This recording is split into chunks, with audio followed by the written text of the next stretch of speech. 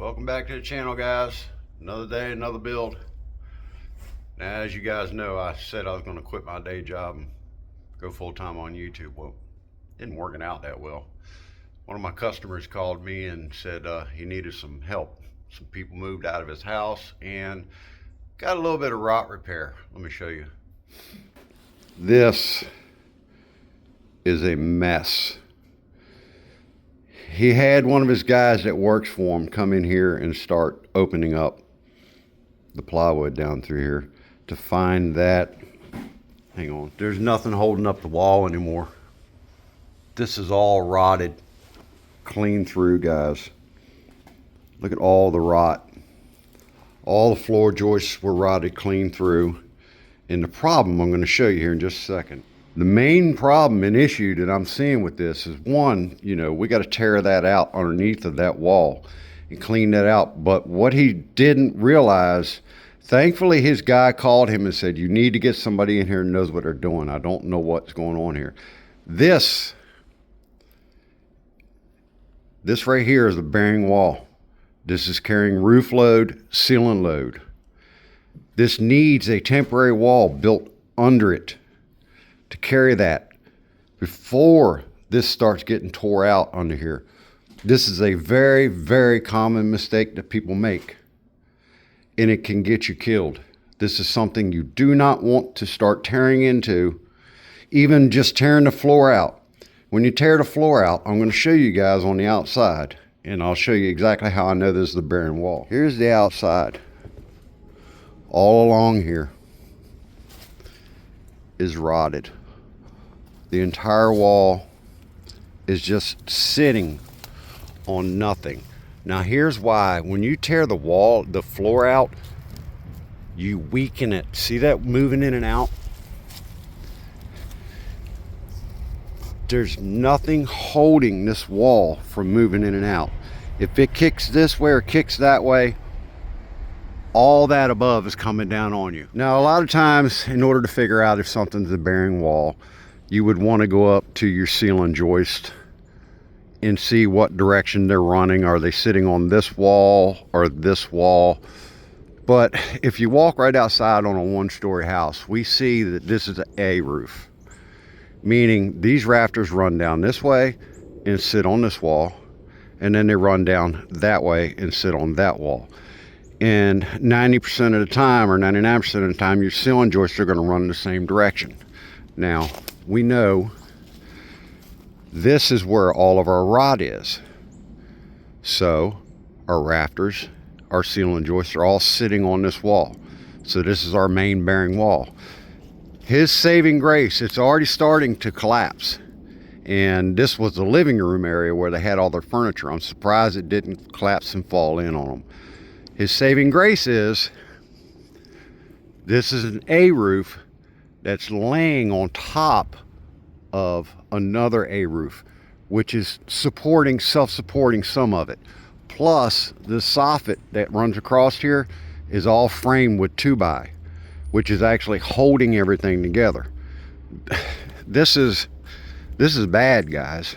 This is like, I haven't seen one like this in a while. I mean, if you look, the deck has just fell. He's like, my deck is falling. I wonder why. There's nothing for the deck to attach to. Somebody came in here at one time and did a jerry-rigged repair, but they didn't fix it correctly. Now I have to remove this deck, all this framing, all that deck all the way down, take the siding off up to the window, cut all this plywood out, repair whatever studs, repair the beam underneath. This all has to be done before I can even repair the floor inside. But I have to go inside right now and build a temporary wall. We'll get to that here in a second. Now, being we're going to be tearing out from about here over to that corner, we have to tear all that band board out from underneath the wall. What I need to do is come in here and build a temporary wall. I'm going to double up this joist right here and build my temporary wall from here to the ceiling to carry the weight. What you don't want to do is The distance between this wall and that wall, you don't want to go over 1/3 of the distance for your temporary wall. You don't want to come way over here and build a temporary wall. It's not going to do any good. It won't support that. You need to come in here, and right here is my point that I want to be at, which is less than 1/3. It's about 3 foot away from the wall. But that should be sufficient to carry the weight of this while I get in here and do the repair on the inside. Once I do the repair on the inside, we can go ahead and get this frame back in, and then we'll go outside, tear the decks off and stuff like that. But I just wanted to make this video so we can point out the do's and don'ts. If you don't know what you're doing, find somebody who does.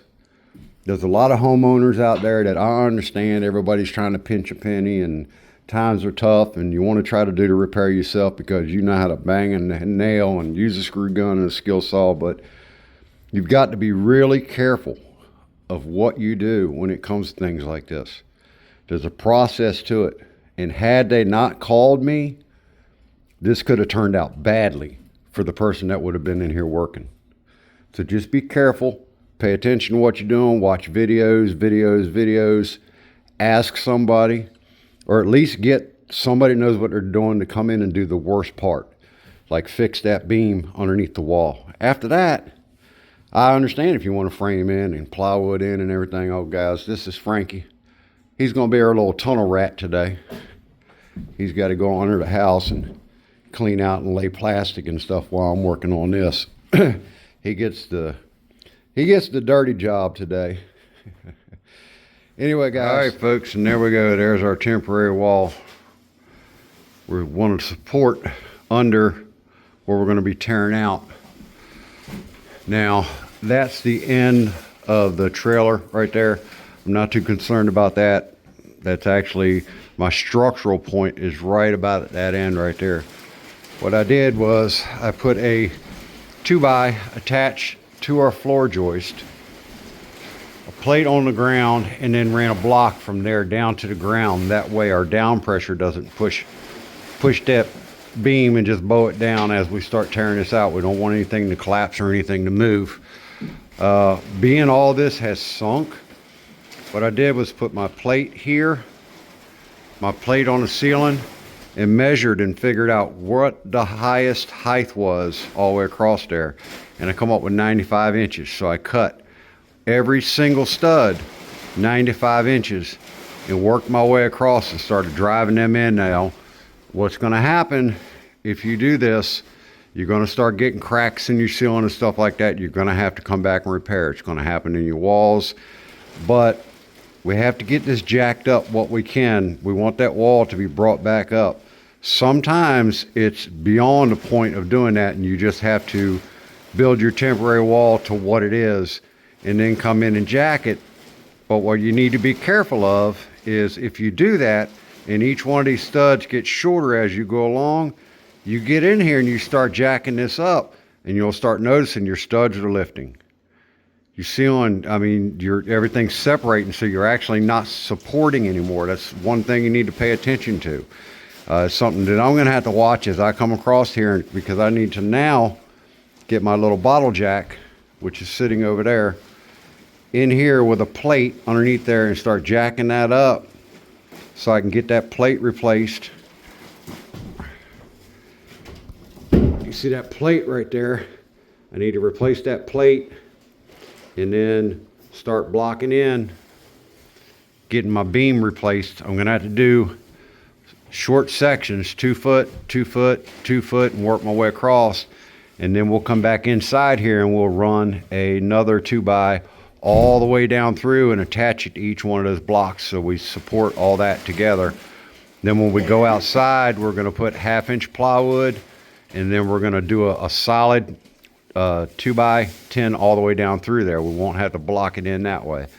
That'll give us more support underneath of this wall. It's about, in a perfect world, you'd want to tear this out and replace it all one piece. But as we're limited on what we can do here, we don't want this to start collapsing down. Even though I have my temporary wall, we still can run into that issue of that wall start collapsing and breaking and drywall cracking all over the place. We'd end up with more repairs than we want. But there we go with that, and I'll probably try to shoot a video doing a repair outside and stuff like that, but that'll be on the next one. Thanks for watching, guys. I appreciate it. Catch you on the next one.